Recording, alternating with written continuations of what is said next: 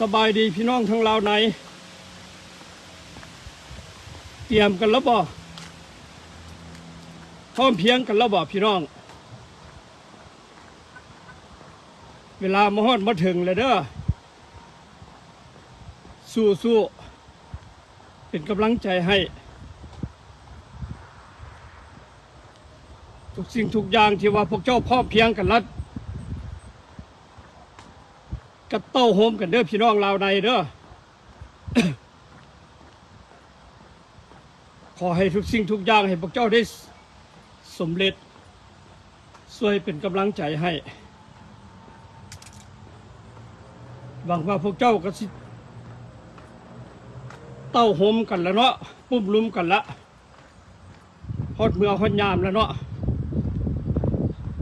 เวลาก็พอดีมาฮอดมาถึงได้นี่อีกมื้อเดียวเนาะสู้เด้อเป็นกำลังใจให้บ่ได้บอกบ่ได้ว่าให้ผู้ใดว่า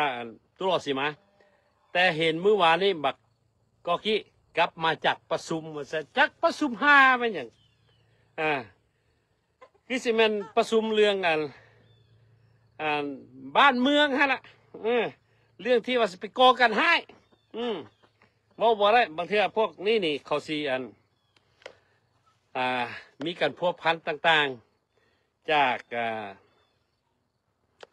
ทุกสารทิศว่าสิซะแล้วมื้อนี้มึงก็มาออกคลิปอีกใกล้สิฮอดมื้อที่ว่าบักโจเซฟหันเขียนประกาศให้น้องนุ่งลูกหลานหรือว่าเยาวชนลุกขึ้นประท้วงเฮ็ดคืนเนปาลกับประเทศอื่นๆว่าสิซะมันเป็นไปบ่ได้มื้อนั้นขนาดกูรับรองบ่มีจักบากขึ้นถ้าว่ามีโอเคถ้าว่ามีกูบอกให้มึงเลยว่ามีแต่ตายกับตายเพราะย้อนหลังกลับขึ้นไป78 79 80โอ้โหมาจากกลุ่มมาจากบากตายหมดอยู่เวียงหั่นสมัยนั้นกูยังเรียนหนังสืออยู่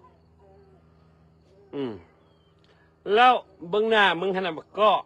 กี้มึงหันเป็นคนสารเนมึงหันนะ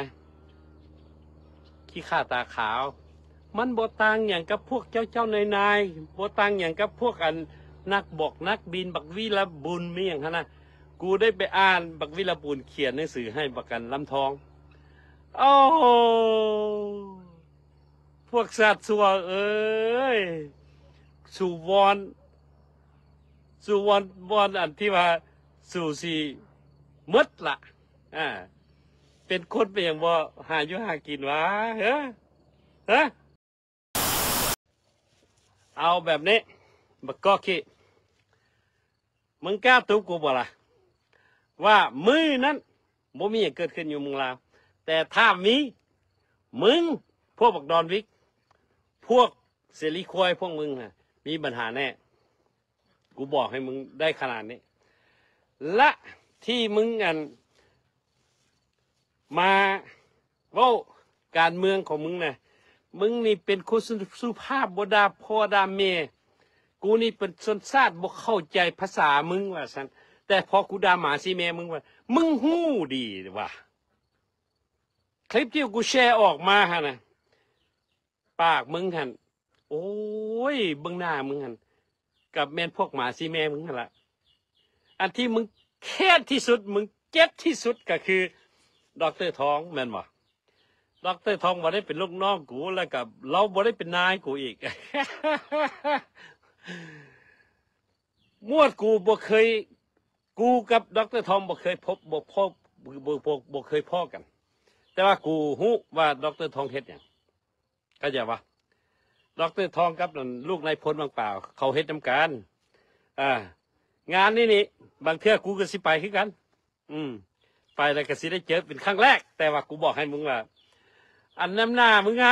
กันสิมาเปรียบใส่กูโอ้อยู่ไกลโพดอยู่ไกลโพดอยู่ไกลโพด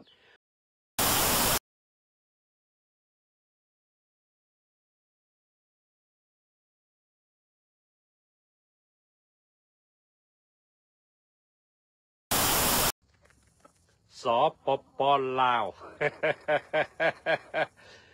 นี่ลาวส์พีเดียมันบ่แม่นคือมึงกับพวกกาสร้างสามหัวหันมาแล้วกลับมาว่าเสรีคุยเสรีคุยตาซื้อว่าซั่นน่ะตัวเองนั่งเฮาอยู่